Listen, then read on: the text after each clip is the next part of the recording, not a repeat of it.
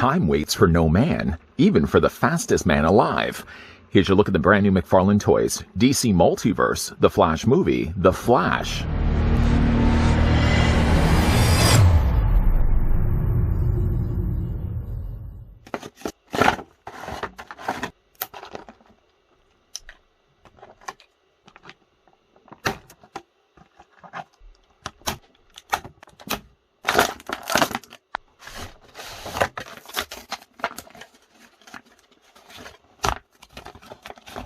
After an accident empowered Barry Allen with the gift of superhuman speed, the young scientist quickly became one of Earth's most heroic defenders, the Flash. As part of the Justice League, Barry has continued to explore the limits of his powers while trying to outrun the events of his childhood. When he discovers that he has the ability to manipulate time, the fastest man alive races back to a pivotal moment in his past, only to change the future in a multiverse of ways he could never have imagined. Before the Scarlet Speedster starts screwing up time, let's go ahead and grab the tape measure. Oh, I'm sure he's going to make a mess of things. Let's grab the tape measure and figure out how tall the figure stands. And while I'm doing this as well, let me thank the folks over at McFarlane Toys that did provide the sample we're about to have a look at. The Flash from the movie Flash stands 7 inches in height, or the figure is going to be about 18 centimeters tall. Getting going with a couple of size comparisons. So here's what Ezra Miller's Flash looks like with a much older Michael Keaton's Batman. It's going to be interesting to see how the two of these guys intermingle with one another in the movie. And I really wish I had actually had myself an Ezra Miller Flash from the Justice League movie. I had that figure, and I don't know where its whereabouts are right now. He's probably changing time somewhere. But I thought for a fun comparison, I would bring in the Grant Gustin Flash from, of course, the Flash TV series. Many have already said that if we're going to recast Ezra Miller, which doesn't look like it's going to be happening anytime soon, that Grant Gustin should have at least been the rightful replacement of the Scarlet Speedster. Yeah, reasons unknown, Ezra Miller continues to outrun being recast by Warner Brothers. Anyways, to the figures accessories we go. First, tra-la-la, we move on to the trading card. And trading card, like the Michael Keaton Batman we looked at before, seems to be once again relying on an illustration. Not a still from the movie, not a figure photography, but rather instead something in the middle. I will tell you, full disclosure right away, I don't like the look of this Flash suit one bit. I don't mind it, this part. This gives me something at least to work with, but I think the helmet is absolute garbage. I do think, though, at least to be fair, that the figure looks good based on a suit design I just can't stand. Anyways, moving forward with the review. The real name in this case is Barry Allen. You can pause and read this paragraph for yourself. It happens to be the same thing I read at the very beginning of this video, so we're going to move that to the side. We all already know the fact that Flash wants to go back in time and rectify things, but he sort of ultimately course corrects the timeline altogether. The figure comes included as well with a display stand. Oh, I just got a fingerprint on that. Figure comes included with a display stand. You've got the DC logo down below. You've got one single peg. It's going to attach the underside of Flash's feet. Always good for a Flash. You can get him in some more interesting poses than the rather boring pose I've got him displayed right now. Figure, granted, also comes included with a couple of energy speed effects. These are always seem to be the case of something that comes included with Flash figures. These branched off pieces of plastic, translucent plastic, done here nicely in yellow, clips onto various parts of the figure's body. There's no instructions. I mean, wherever place that I decide to put it on myself, you can decide for yourself as well to put it in a different place altogether. But these are all kind of softer plastic. You get smaller ones and you kind of get larger ones. And then between the two, just kind of decide for yourself. You can kind of look at them and sort of get an idea, feel for whereabouts they're supposed to go. Like this little clamped piece, you could technically clip around his arm, for example. You can have it right there. Again, like when it doesn't feel like it's going to fit just right, you can obviously move it around to another part of the figure's body. You can, like, for example, clip it around his legs. Actually, this one might fit a little bit better around his legs. Yeah, see like that, for example. And again, you just move them around until you get the desired look that you want. You can clip them around his thigh. You can clip it around his arm. Just again, rinse and repeat until you get the desired look that you want. We're going to move those to the side. Yeah, full disclosure, I don't like the look of this suit one bit. I think this part works okay. It's not one of my, in my opinions at least, the worst Flash suits out there is the Injustice Flash suit. I think there's something at least to work with here. I like the look of the sleekness of the suits, and I think at least as a figure where we get the chance to kind of experience what the Flash suit's going to look like. I mean, it looks at least like a Flash suit. Some argued the point that Ezra Miller's initial Flash suits in the Justice League movie looked really less coherent and sort of looked like just a bunch of chunks of things attached together to make a makeshift suit, which essentially was what it was. Barry Allen was designing the suit from scratch. He based it more on the practicality, making it more practical. Of course, something that's going to be able to withstand the speed force that he's running with. I mean, of course, when it gets to this suit, he gets something a little bit, well, I think he gets more help from Bruce to design more of a sleek-looking suit. And it does look good. It looks good from, like, this point down. You got some nice texturing going on overall for the bodysuit. And one thing I really like is that all the little yellow bits, I thought initially may have just been painted onto the suit, but rather no. They've actually carved that into the plastic molding itself. You can kind of get a good look at what's all going on here. The Flash symbol being raised, I think that's also a nice touch as well. And it sort of does have sort of a circuitry look to it, which I think works well for a Flash suit. It looks okay, again, like from this point down. And again, he's got a lot of this going on the back of his body as well. Where I think really where I start hanging it up on my feelings of the suit is his helmet. And I'm going to describe it more as a helmet and less like a cowl piece. In the comics, obviously, he would have stretched this around more of a mask. But in the movie, it looks like he's actually just encased inside of a big giant gumball. It looks horrible.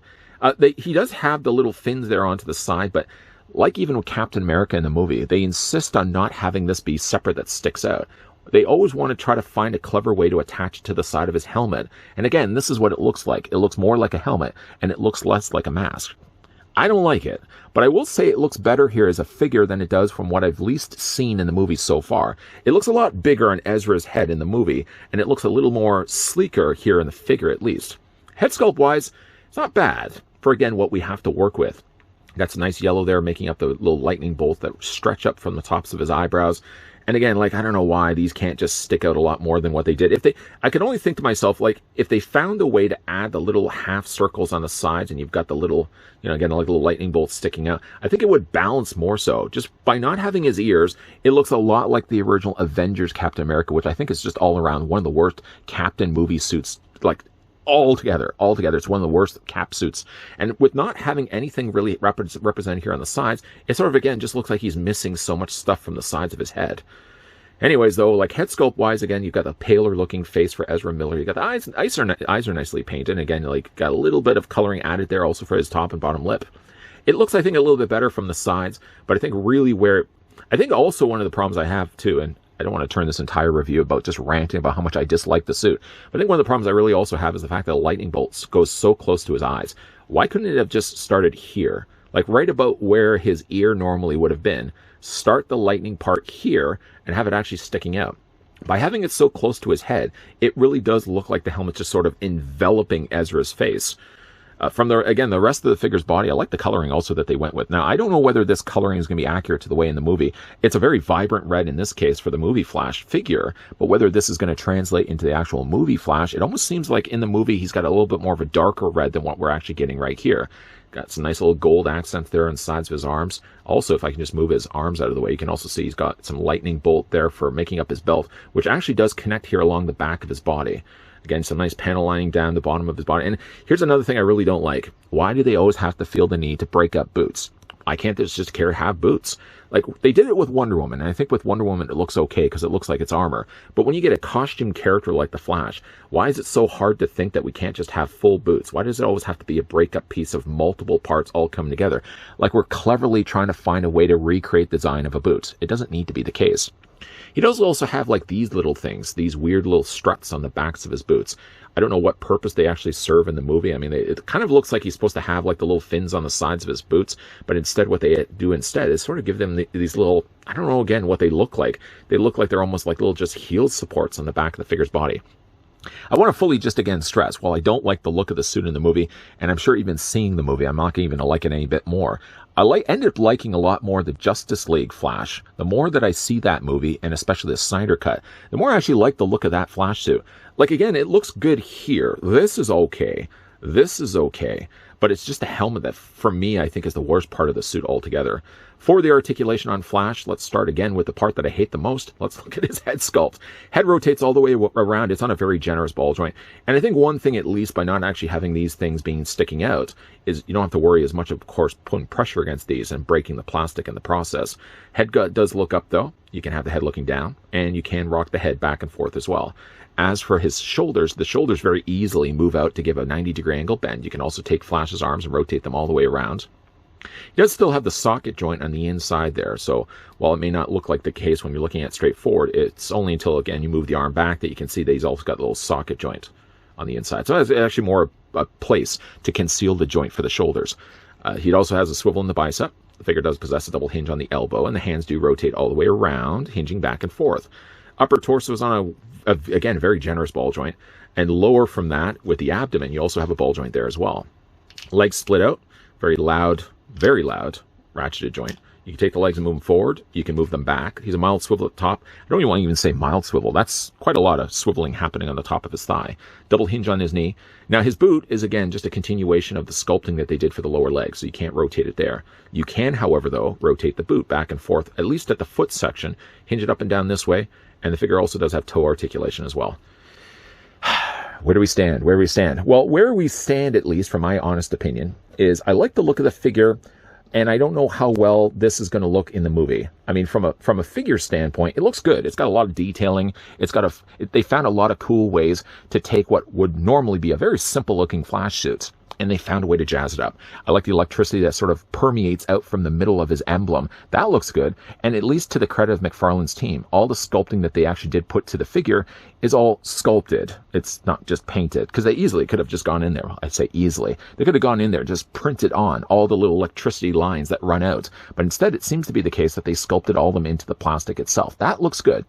And again, if you cover off the top of his head, that looks like a pretty good looking Flash suit. Where I think the worst part about the Flash suit is the helmet that he wears.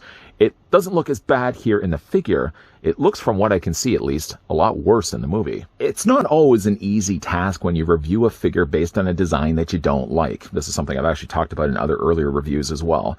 When you don't like a design of a character, you have to be able to separate yourself from that and approach it solely the way that the company ended up producing the figure based on that character design.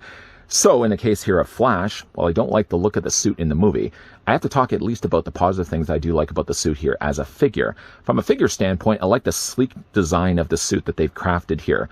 The bright, vibrant, recognizable colors of Flash. They're not dark, they're not dingy reds either. They give a very vibrant red with equally vibrant yellow streaks, all permeating, all electricity running through his body. And I like the look of that. Things that I'm not as crazy about, again, has something to do with more of the way that they've sort of broken up the boots. But again, that's based on the design of the movie. Can't fault it on the figure itself. The figure head sculpt is really the thing I hate the most about this. And I think, at least in the case of the figure, it looks better than what I've least seen online. I can only go by images right now because obviously the Flash movie, unless you're a time jumper who's already jumped ahead in time and had the chance to watch the Flash movie.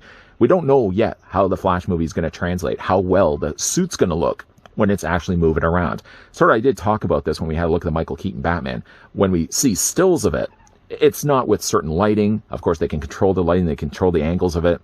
It's probably going to look a lot better when we see it in the movie, but just to see stills of the Flash suit, I think it looks terrible. I think the suit itself is fine, but I think the biggest problem with the figure suit, or the biggest problem with the design of the suit, is just the helmet that he wears. It's way too big. It looks like he's wearing literally a carved out gumball sitting on top of his head. Like it in a figure here, it doesn't look as bad in a figure. Again, only time will tell when the movie actually comes out whether we will end up liking the Flash suit, or it might just be a case where I'm not going to like the suit, or it might even be a case too, like the Justice League Flash, where we kind of now can go back and appreciate a little bit more than what we did initially when we saw it. I'm up there. I put my hands up there as well. I did not like the Justice League suit of Flash, and yet, maybe it's just the fact that we're comparing it to this one, I like the Flash suits from the Justice League movie. Again, it might be the case where I'm going to change my mind when the Flash movie finally comes out. Based on what I have in front of me to look at from the figure, I like the figure, don't like the design of the suits. Big thank you, though, to the folks over at McFarlane's team that did provide the sample of the brand new Flash movie. Flash, we can have a look in this review. What do you guys think of, first of all, the figure, and then what you guys also think about the suit? Do you like the look of the suit? If you don't like anything about the suit, what is it about it that you don't like? Do you like the way that they creatively found a way to redesign? Like, why can't he just have gold boots? Or why can't he just have yellow boots? Why do we have to break it up? So it gives you sort of the suggestion that it's a boot, but it's really not a boot. Worked okay for Wonder Woman. I don't think it works as well here for Flash. But if you liked the look of the suit, let me know down below in the comment section. But if you didn't like the look of the Flash suits, let's have a little discussion going on down below in the comment section. If you guys enjoyed this video, I want to hit with a like. If you guys are loving the content you guys are seeing and certainly on board to see the rest of the Flash figure line, we are going to be looking at all the rest of the Flash figures, and we're also going to be looking at the Bat Cycle that Ben Affleck Batman drives around in, and we're also going to be looking at the '89 Batmobile. So there's lots of stuff coming your way. As always, guys, thanks for watching. See you guys next time.